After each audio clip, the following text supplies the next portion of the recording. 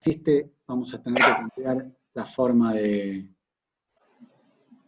conectarnos y va a tener que ser de alguna manera, vamos a tener que tener reuniones en las que yo grabe la clase, ustedes la vean y tengamos una reunión sin, digamos, de preguntas y respuestas, digamos, de preguntas y respuestas, de interacción, pero sin que yo dé clase para evitar que se grabe, porque si no se va a hacer muy pesado para ustedes. Lo lamento, pero si esto persiste, me supera. Bueno, hola Mica, bienvenida.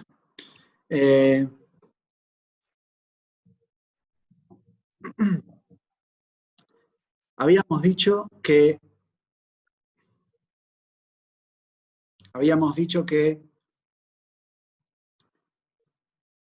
el precio de una mercancía, P estrella, y la cantidad Q estrella que el mercado tiende a determinar, no es necesariamente el precio que se observa en cada instante del tiempo. En cada instante del tiempo hay un montón de factores que impiden que las fuerzas de la oferta y la demanda puedan ejercer sus efectos. Por ejemplo, no sé, una huelga, un cambio de gustos transitorio de los consumidores, hacen que en la mayoría de los casos el precio, digo, una pandemia, para ponerlo en contexto, hace que el precio de una mercancía no sea el que determinarían las fuerzas de la oferta y la demanda. Esté por encima o por debajo. ¿Está bien eso? ¿Queda claro? O sea, no obstante el precio de equilibrio es P estrella, el precio observado no tiene por qué ser P estrella. Y en general el precio observado está determinado por una cantidad de factores sobre los cuales la teoría mucho no tiene para decir. ¿Por qué no tiene mucho para decir? Porque es muy difícil que una teoría social, pero una teoría cualquiera, pueda aislar todos los factores que ejercen una influencia sobre el objeto de estudio en cada momento del tiempo.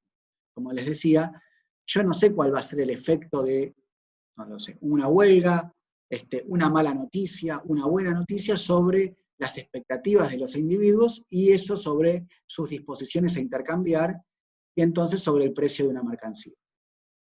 ¿Está claro eso? ¿Alguno levanta el pulgar para mostrarme que se sigue? Genial, gracias. Entonces, la teoría no se queda ahí y sabe que en cada momento del tiempo hay un montón de circunstancias que impiden que el precio de mercado sea P estrella y no sea lo que la teoría supone. Ahora, supongamos que el precio está por encima del valor de equilibrio. Es decir, supongamos que el precio es este que estoy graficando aquí. ¿Ok? Si el precio está por encima del nivel de equilibrio, lo que tenemos es que a este precio, la oferta, la cantidad ofrecida,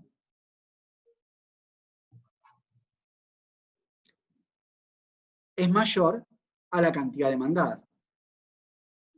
La cantidad ofrecida es QO y la cantidad demandada es QD. ¿Sí? ¿Y qué dice la teoría? Lo que la teoría dice es, bueno, yo sé que en muchas circunstancias el precio puede estar por encima del precio de equilibrio. Pero ahí es donde empiezan a jugar las fuerzas de la oferta y la demanda. Porque sobre un periodo de tiempo suficiente, si el precio está por encima del precio de equilibrio, como la cantidad ofrecida es mayor a la cantidad demandada, el precio va a caer. El precio en el próximo periodo va a ser un poco menor a lo que era en el periodo anterior.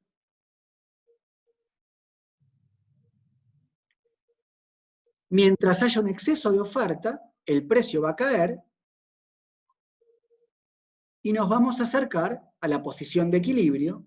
Y si empezáramos en un precio muy bajo, donde la cantidad demandada es mayor a la cantidad ofrecida, el precio va a empezar a subir y nos vamos a acercar a la cantidad de equilibrio, a la cantidad y al precio de equilibrio.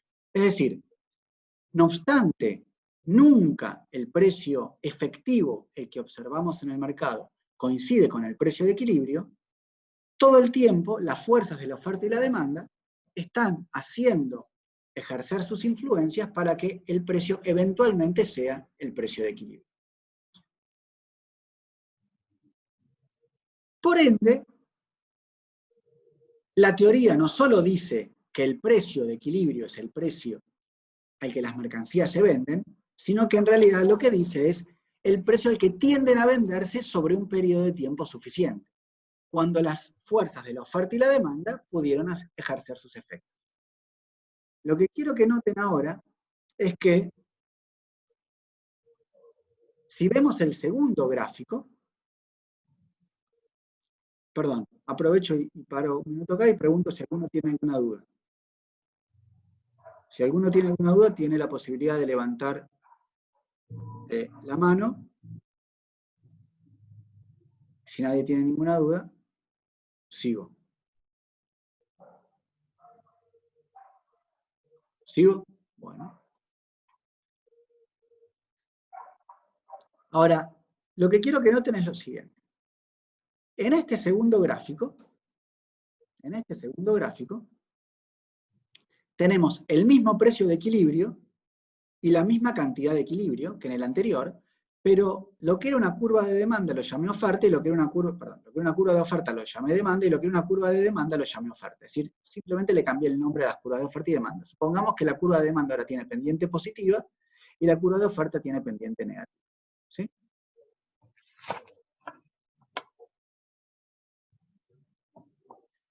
En ese caso, si el precio está por encima del precio de equilibrio, la teoría de la oferta y la demanda va. El mecanismo de mercado nos sugiere que cuando la cantidad demandada es mayor a la cantidad ofrecida, el precio va a tender a subir. O sea, si el precio fuera P, el precio va a tender a subir. Y si el precio estuviera por abajo, donde la oferta es mayor a la demanda, el precio debería caer. ¿Se ve esto? Se ve que en este caso lo que tenemos es que un precio por encima del precio de equilibrio, sabemos que en este caso genera un exceso de demanda y no un exceso de oferta. Como hay un exceso de demanda, el precio debería subir, no caer. Ahora, si eso es lo que ocurre, porque cuando hay un exceso de demanda el precio sube, cada vez que nos encontramos fuera del equilibrio, fuera de la intersección entre oferta y demanda, las fuerzas de la oferta y la demanda no tienden a restablecer el equilibrio, sino que lo que tenemos es un equilibrio estable, es decir, un repulsor del... las fuerzas actúan como repulsoras, repelen a la situación de equilibrio. Nos alejamos cada vez más de la posición de equilibrio. ¿Se entiende? Entonces, la teoría neoclásica, que explica los precios como el resultado de curvas de oferta y demanda, no solo tiene que explicar la posición de equilibrio, sino que además lo que tiene que hacer es justificar por qué las curvas de oferta y demanda tienen la forma de un equilibrio estable y no la forma de un equilibrio inestable. Perdón, pero alguien tiene un soledad que voy a silenciar. ¿Se entiende? Es decir, para que la teoría neoclásica pueda explicar los precios en términos de las curvas de oferta y demanda, las curvas de oferta y demanda tienen que tener la forma que grafico acá y no la forma que grafico acá. Porque si tienen la forma de la derecha, cada desplazamiento fuera del equilibrio, que es lo que ocurre normalmente, genera fuerzas centrípetas que tienden a expulsar al equilibrio de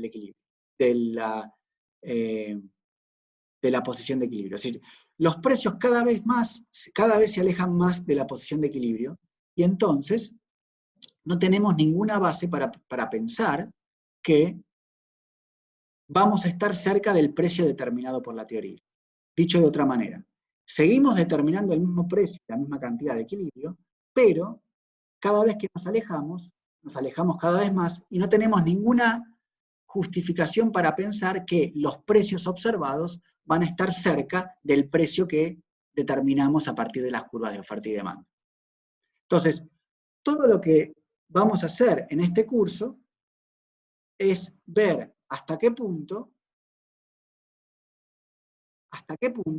las curvas de oferta y demanda pueden justificarse que tienen esta forma y no la de un equilibrio inestable. ¿Está claro?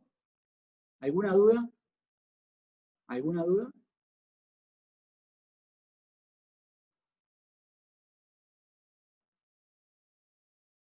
Veo que Pablo dijo que está bien, pero si alguien tiene alguna duda, es el momento. Entonces, lo que hacemos en la teoría del consumidor es tratar de entender por qué las curvas de oferta, por qué la curva de demanda tiene inclinación negativa con respecto al precio.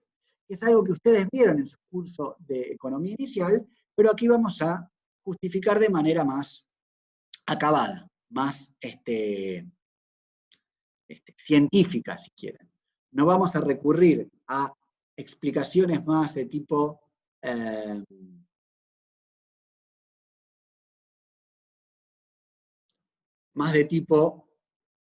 empirista, digamos, es decir, les preguntamos, no sé qué pasó en sus cursos de micro 1, de economía 1, pero en general en mi curso de economía 1 me decían, bueno, si el precio de los tomates es 5, yo demando 10 unidades, si el precio sube un poco, demando menos, y así sucesivamente, digamos, recurriendo a mi introspección, a una cuestión más empírica.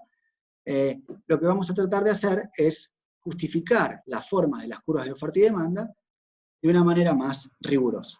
¿Está bien? Y eso es lo que vamos a hacer a partir de hoy y por 2, 3 o 4 clases más. ¿Alguna pregunta? Me paro porque...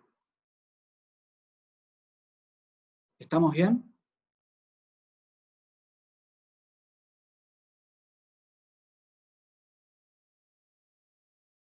¿Sigo? Entonces, genial.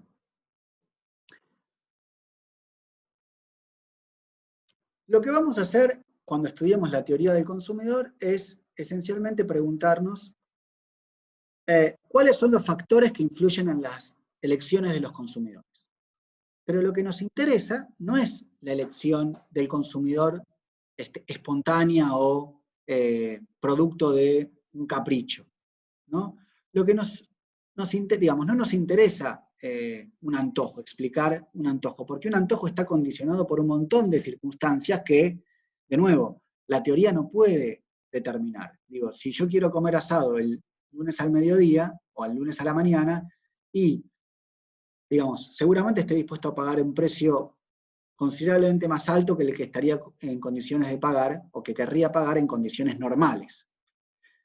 Lo que tenemos que justificar es cómo lo que se presenta como hábitos, ¿sí? Nosotros vamos regularmente al supermercado, la mayoría va regularmente al supermercado y no compra cualquier cosa, compra una suerte de pan, de canasta de consumo que parece el resultado de un hábito. Bueno, tratar de justificar esa elección que aparece como el resultado de un hábito como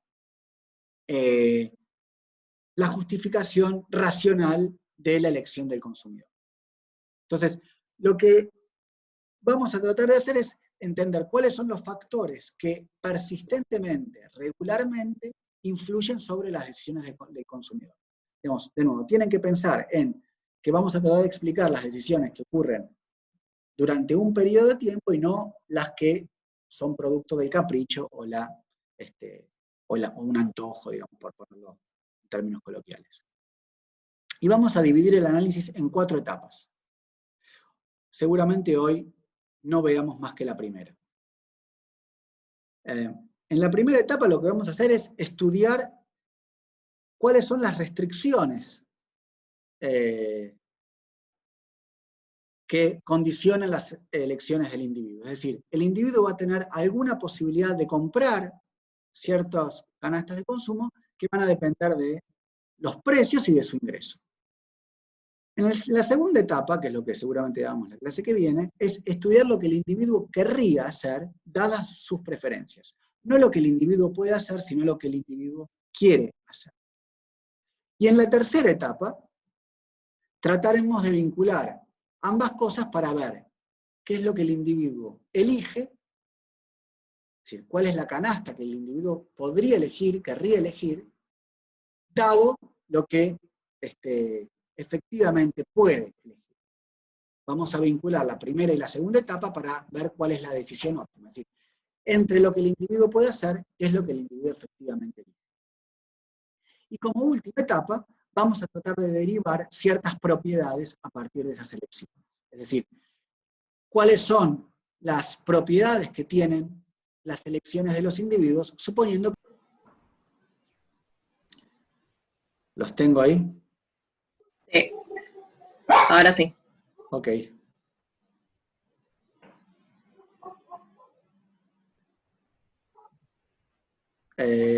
Voy a tener que volver a compartir la pantalla.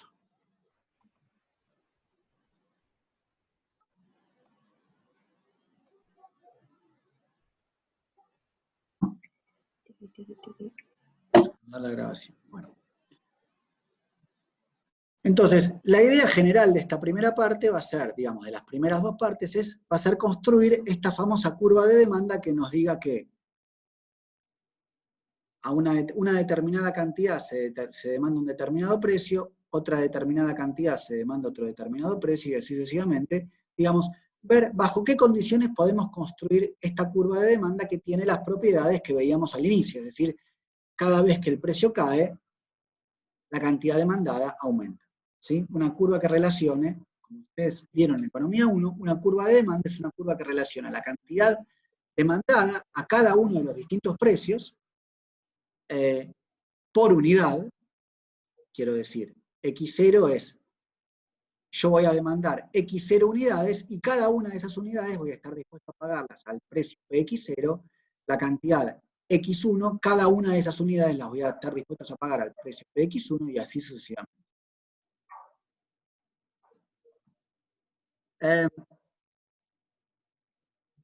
El primer paso, entonces, de esta construcción es estudiar lo que se conoce como la restricción presupuestaria. ¿Qué es la restricción presupuestaria? Bueno, lo que vamos a suponer es que hay N bienes en esta economía, entre las que el individuo puede elegir A, B y N, y en realidad, en vez de suponer que hay N, vamos a suponer directamente que hay dos bienes, X e Y. ¿Sí? X e Y son, X es el tipo de bien, Y es el tipo de bien, y vamos a suponer que hay una canasta que tiene una cierta cantidad del bien X y una cierta cantidad del bien Y. O sea, recapitulo, X e Y mayúsculas son el tipo de bien, pan y vino. Y X e Y minúsculas son las cantidades de los bienes X e Y. Y Z es una canasta, ¿sí? Piensen en la canasta navideña, en una canasta, que indica una cierta cantidad del bien X y una cierta cantidad del bien Y. Para el individuo hay precios monetarios de los bienes X y de los bienes Y que vamos a indicar con PX y PY. Es decir, PX es el precio del bien X, PY es el precio del bien Y. Y el consumidor tiene un ingreso monetario igual a M. ¿Ok? El consumidor, vamos a suponer que tiene un ingreso monetario igual a M.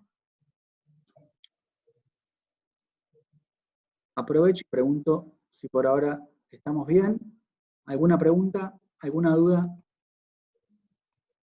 Prefiero ir más lento, pero no perderlos en el camino. ¿Estamos? Gracias por el... ¿Qué es la restricción presupuestaria? La restricción presupuestaria no es otra cosa que la idea de que el consumidor no puede gastar más que su ingreso monetario. Es decir, el valor de lo que compra en X, en el bien X, el precio de X por la cantidad de X comprada, más el precio de Y por la cantidad de Y comprada, tiene que ser menor o igual a el ingreso que tiene el individuo, M, ¿sí? Y eso es, digamos, yo siempre lo llamo una cuenta de almacenero, en el sentido de, perdón a los almaceneros, es la cuenta básica, que es que el valor total del gasto tiene que ser menor o igual al ingreso. Ustedes van al supermercado, tienen una cierta cantidad de dinero, no pueden gastar más que el valor de X y el valor de Y que compran, suponiendo que compran solamente dos bienes. ¿Estamos de acuerdo? El conjunto de posibilidades de consumo indica todas las canastas Z de bienes X, de bienes que, dados los precios, respeta esta condición. O sea, todas las canastas que tienen un valor que cuestan menos que M son asequibles por el consumidor y forman parte del conjunto de posibilidades de consumo. Un consumidor que quiere comprar una canasta que tiene una cierta cantidad de X y una cierta cantidad de Y, va a poder comprarla si el valor de esa canasta es menor a su ingreso monetario. Por ejemplo, si si el individuo tiene 100 pesos de ingreso y la canasta, el precio del bien X es 2 y el precio del bien Y es 3, bueno, el individuo va a poder comprar, por ejemplo, la canasta 3,3, porque el valor de X va a ser 6 y el valor de Y va a ser 9, en total va a gastar 15 pesos, mientras que el individuo tiene 100 pesos de ingreso. Todas las canastas que cuesten menos que la restricción monetaria, es decir, que cumplan con esta condición, van a satisfacer la restricción presupuestaria y van a formar parte del conjunto de posibilidades de consumo porque justamente van a ser asequibles por el consumidor. ¿Estamos de acuerdo? Dentro de esas canastas que son asequibles por el consumidor, hay un conjunto de canastas que tienen la propiedad particular de costar exactamente M. Si el individuo tiene 100 pesos y el precio del bien X es 2 y el precio del bien Y es 2, o sea, de casualidad valen lo mismo, bueno, la canasta 50 unidades de X, perdón, 25 unidades de X y 25 unidades de Y, exactamente cuesta 100 pesos, y es una canasta Z igual 25, 25, que cuesta exactamente lo que el individuo tiene como ingreso. Esta combinación de bienes que cuesta exactamente M, la vamos a llamar la recta presupuestaria. Es decir, la recta presupuestaria nos da las combinaciones de X e Y que, dado los precios de X y PY, y dado el ingreso monetario del individuo, permiten al individuo gastar todo su ingreso en la compra de esa combinación de bienes. Noten que la llamamos recta presupuestaria porque justamente esta ecuación describe la ecuación de una recta. Si nosotros despejamos de esta ecuación, ¿sí?, despejamos Y en función de X, obtenemos esta ecuación. ¿Sí? ¿Se ve? Paso restando Px por X y después divido por Pi y obtengo que Y es igual a M sobre Pi menos Px sobre Pi por X. ¿Sí? ¿Qué me dice esta recta? Me dice las distintas combinaciones de X e Y que, si las compro, cuestan exactamente M. O dicho de otra manera, me dicen que, dado el X, ¿cuál es el Y que yo puedo comprar que me hace gastar exactamente M? Decime X, por ejemplo, si Px sobre Pi eran 2 cada uno, o sea, Px sobre Pi es 1, y M es 100, ¿sí? Si yo gasto 25, ¿sí?, fíjense que 25 A ver si puedo escribir.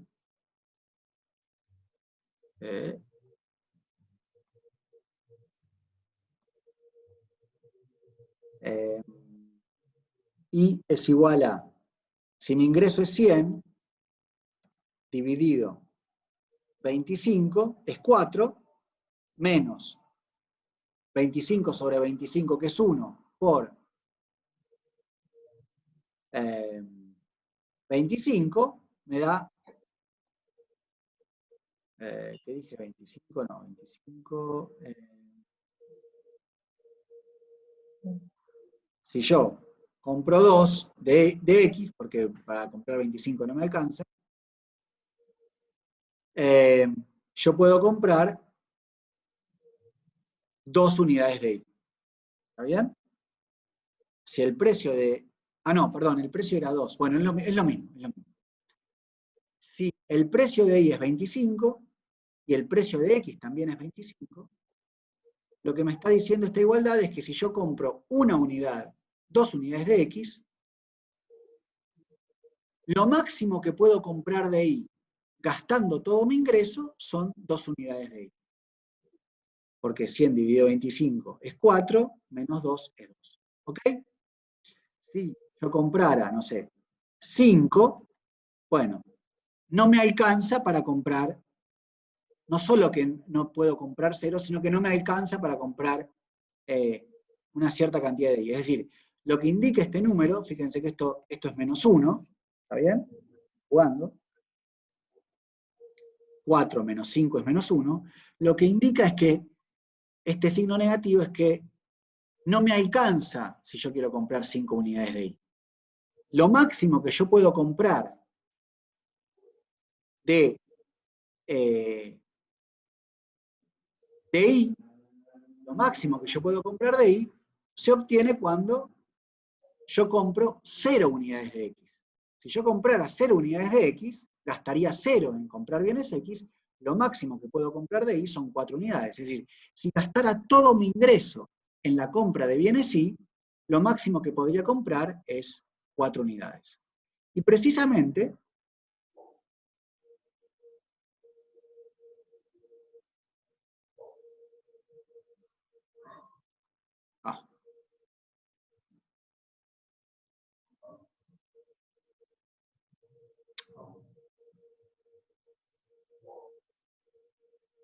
y precisamente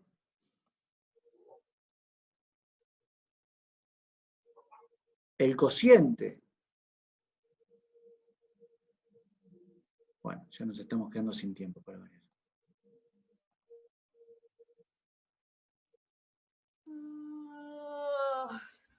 Perdón. El cociente M sobre PI, el cociente M sobre PI, indica la máxima cantidad de bienes Y que yo puedo comprar, porque supone que yo estoy comprando 0 unidades de X. Y no es otra cosa que la ordenada al origen. Fíjense que cuando X vale 0, tenemos la ordenada al origen, que no es otra cosa que M sobre PI. Si yo tengo un ingreso de 100 y PI vale 25, la máxima cantidad de I que puedo comprar es M sobre PI. Análogamente, yo podría calcular la máxima cantidad de X que puedo comprar, que es cuando compro 0 unidades de Y, y si hacen la cuenta, van a obtener que esa máxima cantidad es M sobre PX. ¿Está bien? Entonces, tenemos una recta porque tenemos, a esto lo llamamos, digamos,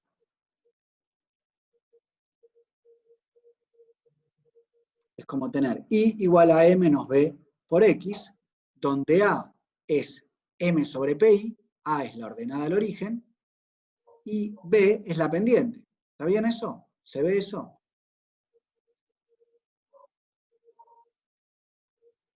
La pendiente es el cociente de precios relativos, PX sobre PI. ¿Y qué indica esa pendiente? Bueno, veámoslo detenidamente. Si yo tengo una unidad de X,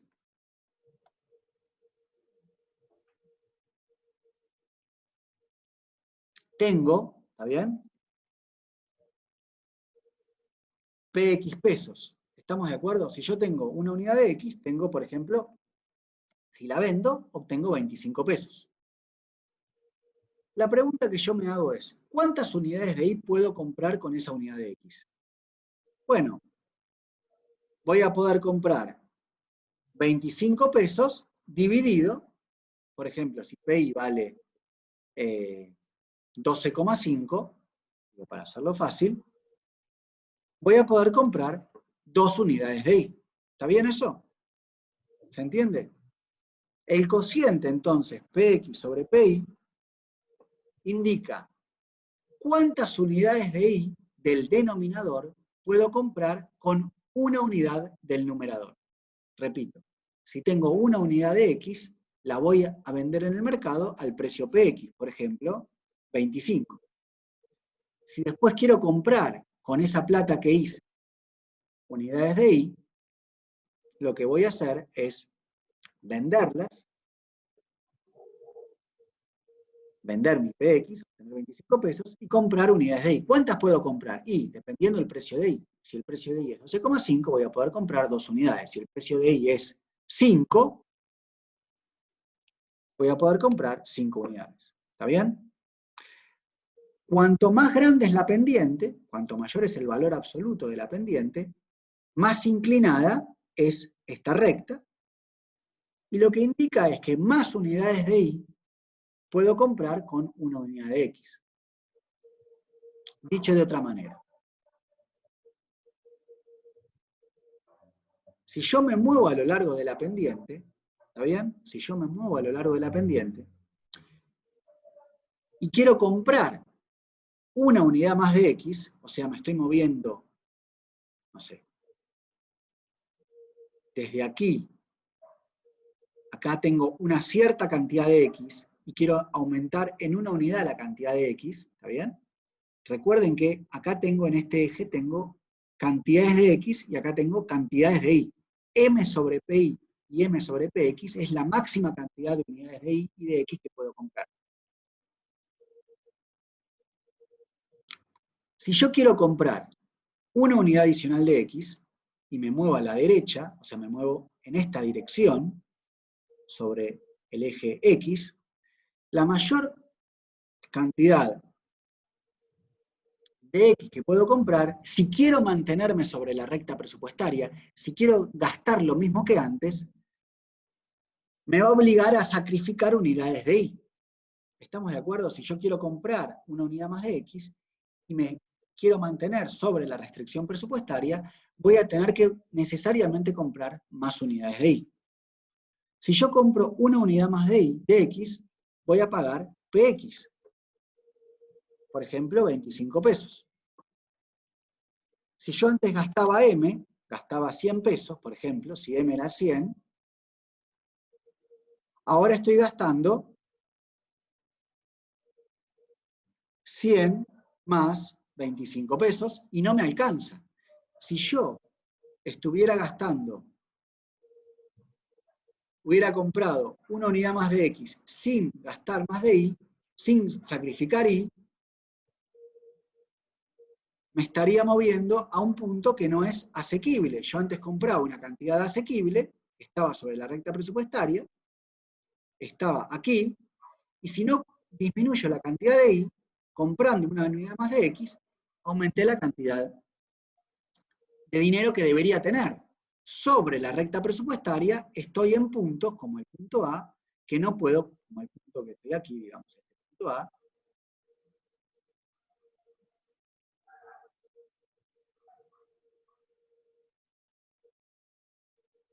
que no es asequible.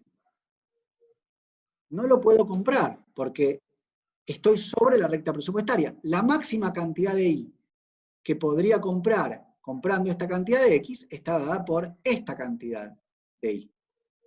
¿Está bien?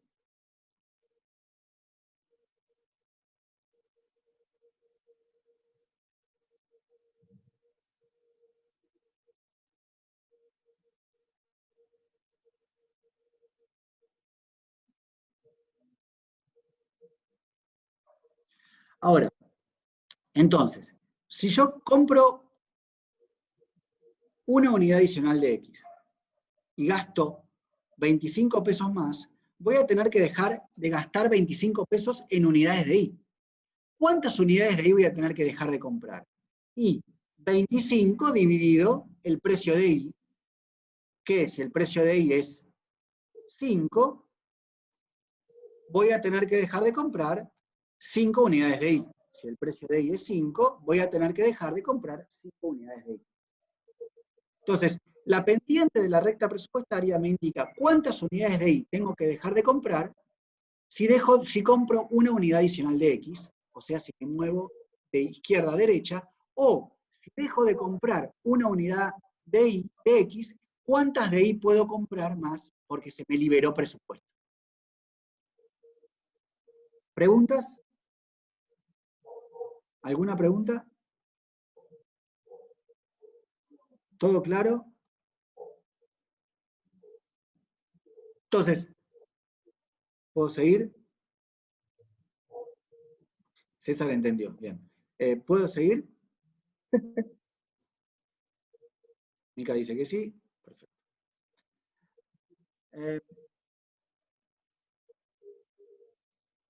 Ahí veo en chat. No, ya sé, no tenemos mucho más tiempo. Repetir lo último. Voy a repetir lo último. Levantá la mano quien no me hablen por el chat porque a veces no lo veo el chat. ¿Qué es lo último? ¿Quién fue el que hizo el chat? Si se va a cortar la comunicación, es probable que tengamos que volver a conectarnos. ¿Quién hizo la pregunta? ¿Quién había hecho la pregunta del chat? ¿Dónde está el chat? Bueno, levante la mano quien hizo la pregunta, que repita lo último y le pongo el audio si me dice qué es lo que quiere que repita. Ah, Brian. Decime, Brian. ¿Escuchás? Sí. ¿Cómo fue que digo que para una mayor cantidad de X hay que sacrificar una unidad de Y? No me quedó claro esa parte. Ok. Si yo aumento la cantidad de X, tengo que dejar de consumir Y, porque si no consumo menos de Y, me quedo sin plata.